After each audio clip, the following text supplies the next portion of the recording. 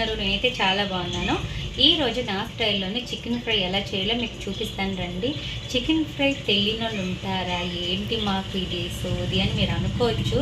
కానీ నేనేమంటున్నానంటే ఒక్కొక్కరిది ఒక్కొక్క స్టైల్ ఉంటుంది, ఒక్కొక్క ఊరిది ఒక్కొక్క టేస్ట్ ఉంటుంది.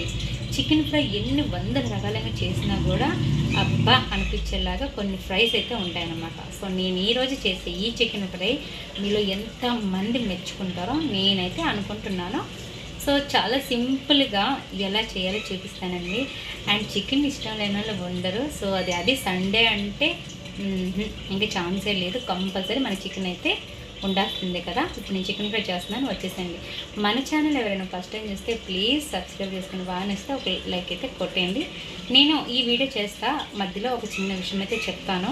సో నేనైనా హాస్పిటల్లో అడ్మిట్ అయ్యాను కదా, దాని గురించి మాట్లాడతారండి.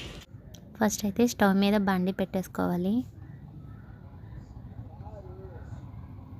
బాండి వేడెక్కిన తర్వాత తగినంత ఆయిల్ యాడ్ చేసుకోవాలి.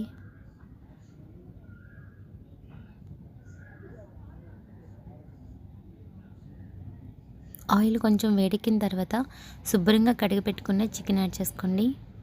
నేను ఇక్కడ పసుపు ఉప్పు వేసుకొని శుభ్రంగా కడిగి పెట్టుకున్న 1/2 kg చికెన్ అయితే ఆయిల్లో యాడ్ చేసుకున్నాను.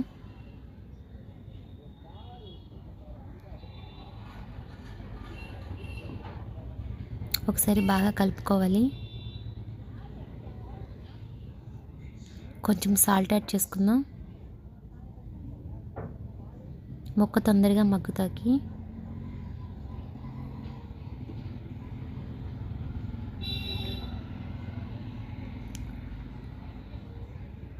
ఓ 5 minutes తర్వాత వాటర్ అంతా ఇలా పైకి తేలుతుంది. ఇలా వాటర్ అంతా పైకి తేలిన తర్వాత మగ్గిపోయేదాకా వెయిట్ చేయాలి. చూడండి వాటర్ అంతా ఇలా వచ్చింది కదా. ఆ తర్వాత వాటర్ అంతా మగ్గిపోయి మీకు ఆయిల్ పైకి తేలుతుంది.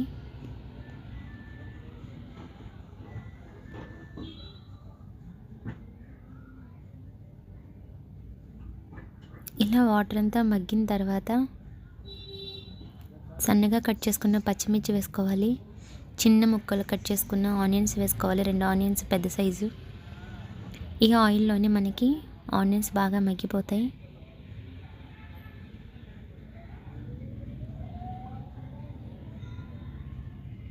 ఇలా మొత్తం మగ్గిన తర్వాత సన్నగా కట్ చేసుకున్న కొత్తిమీర వేసుకోవాలి. కొత్తిమీర మీరు స్టార్టింగే వేసుకోవాలండి, చాలా టేస్ట్ని ఇస్తుంది. చికెన్ ముక్క చాలా టేస్ట్గా ఉంటుంది. స్టార్టింగే కొత్తిమీర వేసుకోవాలి. ఇలా మొత్తం బాగా మీకు ఆయిల్లో మగ్గిపోవాలన్నమాట. సో ఇలా మగ్గిన తర్వాత ఇంకోసారి కలుపుకొని కొంచెం పసుపు యాడ్ చేసుకోవాలి.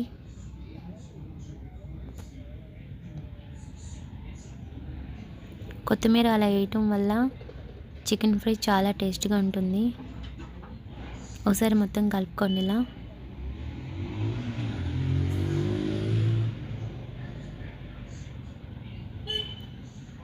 కొంచెం అల్లం వెల్లుల్లి పేస్ట్ వేసుకోవాలి, 1.5 స్పూన్ వేసుకోండి.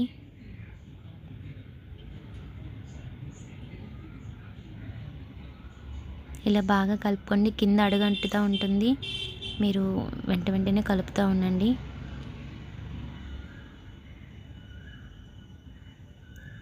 నాన్ స్టిక్ ఉంటే మీరు దాంట్లో కూడా చేసుకోవచ్చు.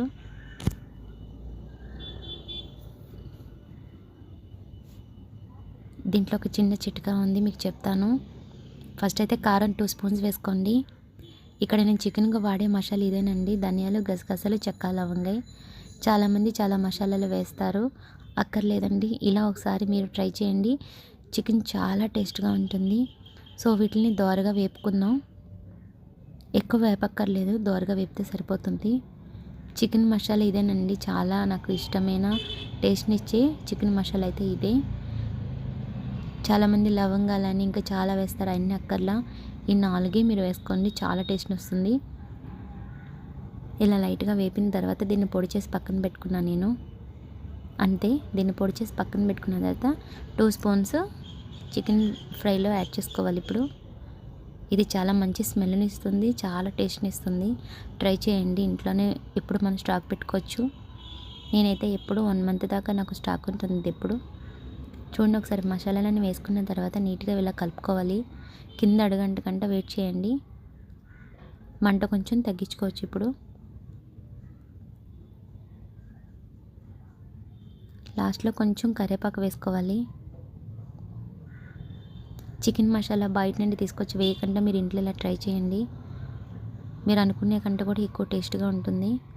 సో సాంబార్ పెట్టుకున్నప్పుడు, రసం పెట్టుకున్నప్పుడు ఇలా చికెన్ ఫ్రై చేయండి, చాలా బాగుంటుంది. మీకు ఎవరికైనా నచ్చితే కామెంట్ చేయండి. మన ఛానల్ ఎవరైనా ఫస్ట్ టైం చూస్తే ప్లీజ్ సబ్స్క్రైబ్ చేసుకోండి. చికెన్ ఫ్రై అయితే రెడీ అయిపోయింది, ఆల్మోస్ట్ అయిపోయిందండి. ఓకే, ఫుల్గా అయిపోయింది. నేనైతే గ్యాస్ ఆఫ్ చేసేస్తున్నాను. చూసారు కదా చక్కగా చికెన్ ఫ్రై నోరూరించే ఎంత టేస్ట్గా ఎలా చేశానో. మీకు నచ్చితే కామెంట్ చేయండి. Thank you so much. అలా కాదులే కానీ నేను తినేసి వచ్చి చెప్తాను ఎలా ఉందో, మీరు కూడా ట్రై చేయండి. Okay, thank you.